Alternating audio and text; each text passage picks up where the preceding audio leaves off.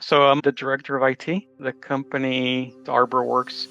These things are always lengthy. Data migrations are just not magical. There's always rework in them and stuff. Yeah, dealing with data, dealing with deprecated data is always an issue. We looked at QuickBooks, had an oh my God moment. We looked at the chart of accounts, had an oh my God moment, and realized at that point, if we're going to come out of QuickBooks and we're going to go into Sage, we're going to take the time and we're going to do it right. So we completely revamped the chart of accounts.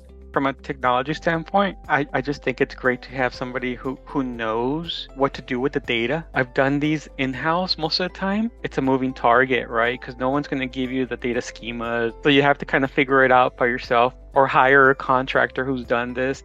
What I like about this approach is that you've done it a lot of times and it shows because of how you ask the questions and so forth. It's a framework to work with. I think it provides that structure just to ensure more of a successful implementation and more reliance on the data, getting a level of comfort that everything came over well. The cleanup of data, I think, was a huge part of this. Everything was very inconsistent in QuickBooks, and I think that piece is really important.